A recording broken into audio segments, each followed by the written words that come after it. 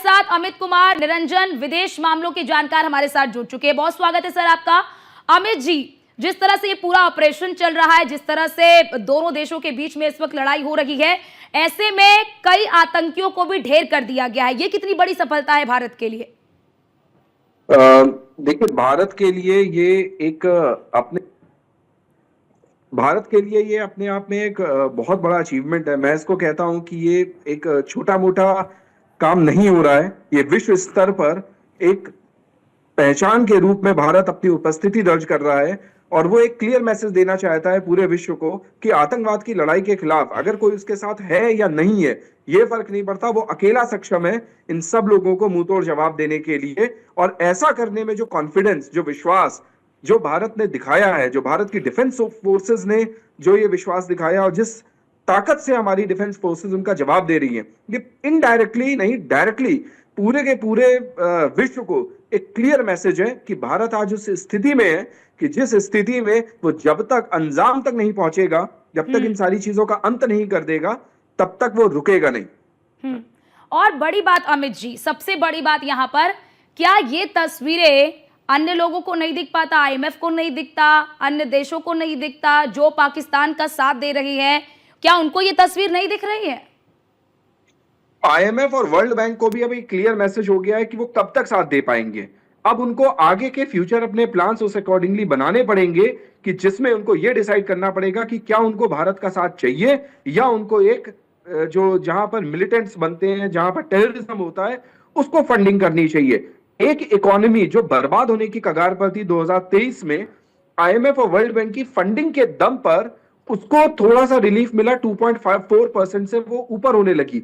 तो जैसे वो ऊपर होने लगी, तुरंत उसने सारी की सारी फंडिंग को कहां डाइवर्ट कर दिया? अपने टेररिज्म की तरफ डाइवर्ट कर दिया। ये आईएमएफ और वर्ल्ड बैंक को समझना पड़ेगा कि जब इनको पैसा दिया जाता है, जब इनको फंडिंग दी जाती है, तो उसका ये लोग किस तरीके से गलत उपयोग करते हैं। और टेररिज्म तभी क्यों बढ़ जाता है जब इनके पास फंडिंग आने लगती है। तो आईएमएफ और वर्ल्ड बैंक ही नहीं, जितने भी पूरे वेस्टर्न कंट्रीज हैं, यूरोपियन कंट्रीज हैं, उनको ये पता चल चुका है कि ये जो टेररिज्म है, ये कहीं ना कहीं फंडिंग से चलता है और उस कंट्री को फंडिंग हमें बिल्कुल नहीं देनी है जो इसको डायरेक्ट प्रमोट करती है।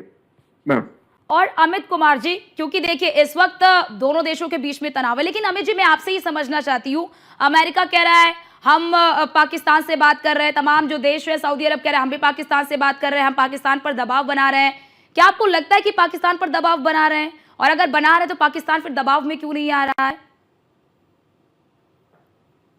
और ये दबाव बनाने के साथ एक और स्टेटमेंट देते हैं, वो ये स्टेटमेंट देते हैं कि हम भारत को रोक नहीं सकते। वो ये कह रहे हैं कि हम बात करेंगे लेकिन हम इन्वॉल्व नहीं होंगे।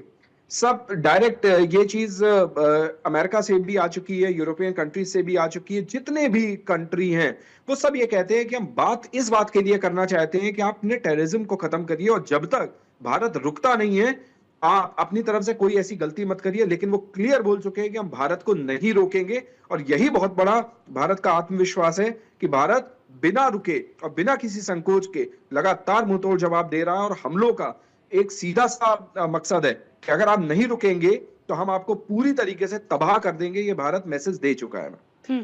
और अमित जी, अब पाकिस्तान कहता है कि हम आतंकवाद को पनाह नहीं देते, हम आतंकवाद को पालते नहीं, हम आतंकवाद को संरक्षण नहीं देते हैं, और पाकिस्तान में जो आतंकी मारे गए हैं उन्हें गार्ड ऑफ ऑनर दिया जा रहा है, तो फिर छुपाने के लिए बचा क्या है अब पाकिस्तान के पास? मैम, इनकी जो पॉलिटिकल पार्टीज हैं और जो इनका जो आर्मी है, उन दोनों में कभी भी तालमेल नहीं रहा है। आर्मी हमेशा चाहती है कि मैं कंट्रोल कर लूं पूरे पाकिस्तान को, पाकिस्तान की गवर्नमेंट चाहती है कि मैं वर्ल्ड के सामने डेमोक्रेसी दिखा दूं। कहीं ना कहीं आर्मी के हाथ की कठपुतली है ये पॉलिटिकल पार्टीज। और आर्मी क्या है? आर्मी किससे डायरेक्ट तो लड़ा जाता नहीं है, तो आर्मी क्या करती है कि इस तरीके के मिलिटेंट ग्रुप्स और इस तरीके के टेररिज्म को वो प्रमोट करती है और इनका बहुत बड़ा जो फायदा है वहां की आर्मी उठाती है।